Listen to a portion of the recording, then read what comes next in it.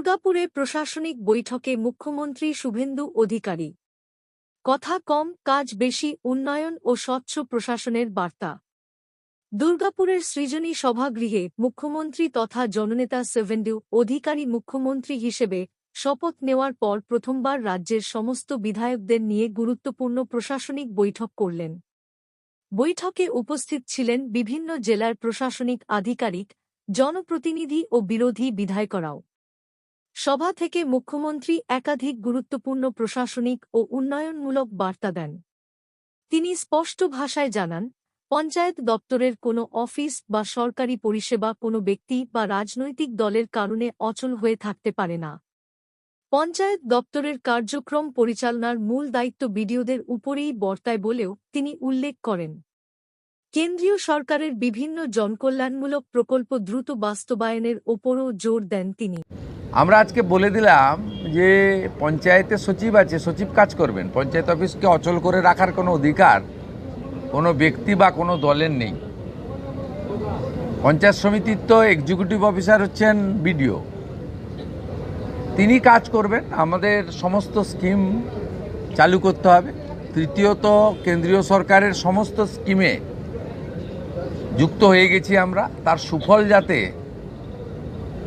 আগামী জুলাই মাস থেকে জনগণ পায়, তার জন্য প্রাথমিক যে কাজ, আয়ুষ্মান ভারতের পোর্টাল, বিশ্বকর্মা যোজনার এমএসএমই ডিপার্টমেন্টের কমিটি তৈরি করে ট্রেনিংয়ের প্রস্তুতি, আরও নতুন 15 লক্ষ মা বোন দিদিকে উজালার 400 টাকা কম গ্যাসের সুযোগ পাইয়ে দেওয়া, উজালা 3। এরকম অসংখ্য জায়গায় রয়েছে যেগুলো নেগলেক্ট হয়েছিল। আর চতুর্থত, প্রি মনসুনের প্রস্তুতি যাতে ক্ষয়ক্ষতি হয়। পঞ্চম, সিন্ডিকেট, তোলাবাজি, কাটমানি বন্ধ হলো কিনা, সরকারি রাজস্ব আসছে না লিকেজ হয়ে যাচ্ছে। একটা শুধু বীরভূমের পাথরে 30 লাখ টাকা ডেলি রেভিনিউ থেকে 2 কোটি 30 লাখ হয়ে গেছে, এটা 5 কোটি যাবে। ওখানে রেভিনিউ লিকেজ ছিল ডেলি 5 কোটি, মাসে 150 কোটি, বছরে 1800 কোটি। কি টাইপের রেভিনিউ লিকেজ হয়েছে এটা একটা এক্সাম্পল। এটা সব জায়গায় আছে, পশ্চিম বর্ধমান, পূর্ব বর্ধমানে বালিতে তো ভয়ঙ্কর। সাথে সাথে এটাও আমরা বলে দিয়েছি, প্রয়োজন হলে বালির রেট বেঁধে দিন, যাতে এই অবৈধ ঘাট বন্ধের সুযোগ নিয়ে সোনামুখীতে 8,000-এর বালি 16,000 বলছে, যাতে সাধারণ গরিব মানুষের কাছে বিজেপি সরকারের ভাবমূর্তি খারাপ হয়, এই চক্রও কাজ করছে।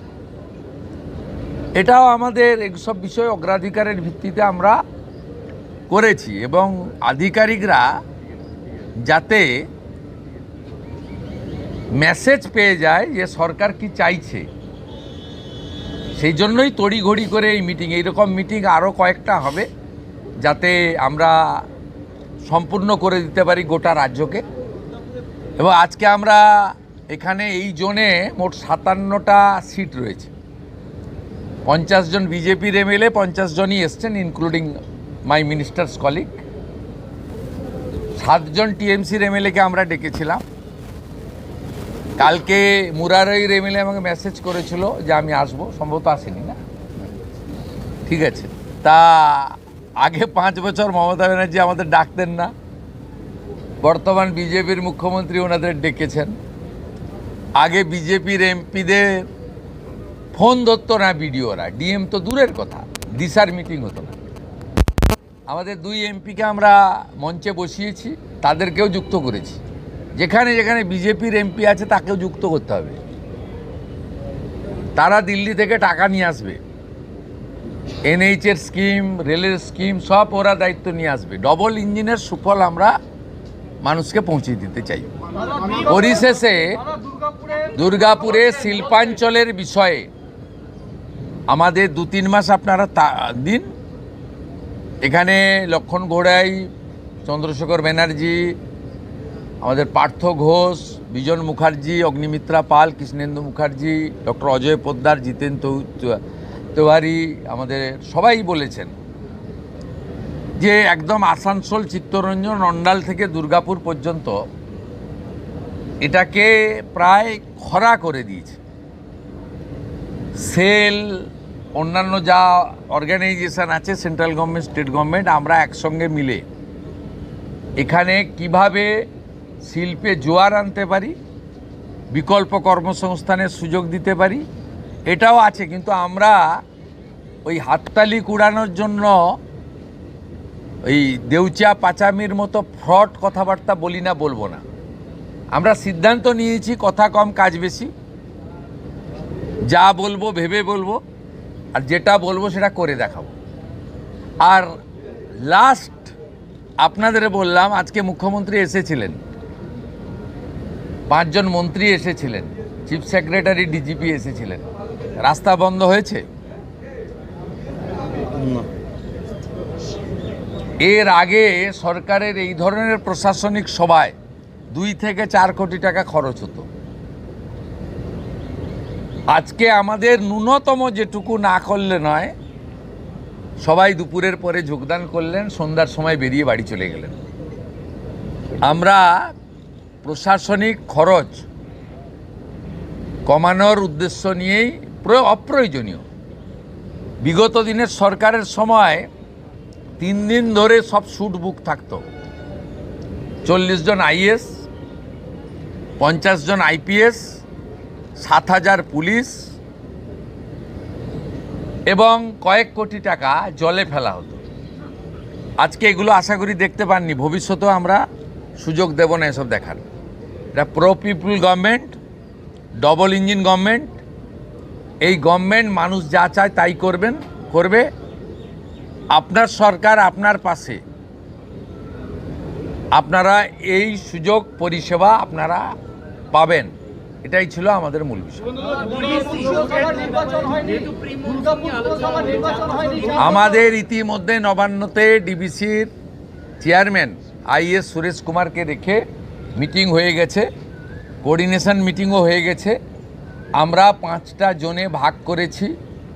এমনি সব জায়গায় বিডিও এসডিওরা ইরিগেশনকে নিয়ে করবে, 5টা জোনে ভাগ করেছি আমরা। নিম্ন দামোদর, ঘাটাল, কান্দি, মালদা, উত্তরবঙ্গ, 5টা জোনে বিভিন্নভাবে ভাগ করা হয়েছে, যেখানে এই জলে মনসুনের সময় বিগত দিনে ঘটনাগুলো ঘটে এবং মানুষ কষ্ট পায়। আমরা এক্ষুনি 100% সলিউশন করতে পারবো না, কারণ আমরা একদম খুব অল্প সময়ের জন্য দায়িত্ব নিয়েছি। কিন্তু সরকার ক্যালাস সরকার হবে না। আর পাহাড়ে মানুষ ভেসে চলে যাবে, আর মুখ্যমন্ত্রী মা দুর্গাকে নিয়ে প্যারেড করবেন, এসব কাজ এই সরকার করবে না। এটা সংবেদনশীল সরকার, সচেতন সরকার, জনগণের প্রতি দায়বদ্ধ থাকা সরকার। তার জন্য প্রি মনসুনের যা যা কাজ করা উচিত আমাদের ক্যাপাসিটির মধ্যে আছে, আমরা স্টার্ট করে দিয়েছি। ডোন্ট গেট ওরি। আমার এভাবে বলা উচিত নয়। ভোট কখন হবে স্টেট ইলেকশন কমিশন বলবে।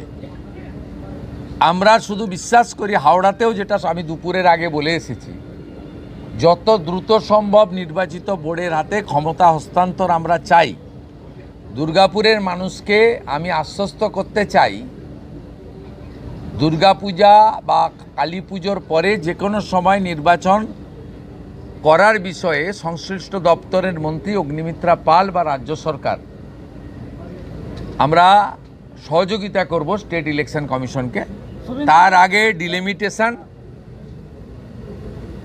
চূড়ান্ত ভোটার তালিকা প্রকাশ এবং এখন যে নাগরিক পরিষেবাটা চালু করা দরকার, এই কাজটা করার জন্য আমরা নির্দেশিকা বলেছি এবং মাননীয় মন্ত্রী নিজে মনিটরিং করছেন প্রধান সচিবকে নিয়ে। শুধু একটা কথা আমি দুর্গাপুরের মানুষকে আশ্বস্ত করতে চাই, 2017 সালে আপনারা দুর্গাপুর কর্পোরেশনের ভোটে কেউ ভোট দিতে পারেননি। ভারতীয় জনতা পার্টির শাসনকালে কোনো নির্বাচনে কোনো ভোটাধিকার থেকে বঞ্চিত হবেন না। আমাদের সময়কালে একটি রিপোল চলছে, ফলতাতে আপনারা শত চেষ্টা করেও উৎসবের পরিবেশ ছাড়া অন্য কিছু ছবি দেখাতে পারেননি এবং 90% পোল রিপোলে হয়েছে। বিশেষ করে 10 বছর বঞ্চিত থাকা ভোটাররা উৎসবের মতো ভোট দিয়েছেন। গ্রামবাসীরা সবাই মিলিত হয়ে খাওয়ারের ব্যবস্থা করে ভোট দিচ্ছেন। আমি টিভিতে ইউটিউবে যা দেখছি তাতে ভারতীয় জনতা পার্টির শাসনকালে প্রথম একটি নির্বাচন গণতন্ত্রের মহোৎসবের মতো কিভাবে উৎসবের আকার নিতে পারে, ফলতা দেখলেই সারাটা দিন কেমন যাবে ভোরবেলায় বোঝা যায়। তাই দুর্গাপুরের মানুষ আশ্বস্ত থাকতে পারেন, বাঁকুড়া থেকে বীরভূম থেকে গুন্ডা এনে 2017 সালে আপনাদের ভোট দিতে দেননি। তাই আপনারা যখনই সুযোগ পান ওদেরকে শিক্ষা দেন। 2019-এ শিক্ষা দিয়েছিলেন, আলুয়া লেজি জিতেছিল। 2021-এও আপনারা একটা সিট জিতিয়েছিলেন, আর একটা সিট খুব ক্লোজ 2000 না 2500-এ আমরা লস করেছিলাম। 24-এও দিলীপ দাকে লিড দিয়েছেন এখান থেকে দুটো সিটেই। আর এবারে তো একজন 38 একজন 32, একদম হাত খুলে ভোট দিয়েছেন। साफ नहीं पवन जी, पूरा साफ कर दिया।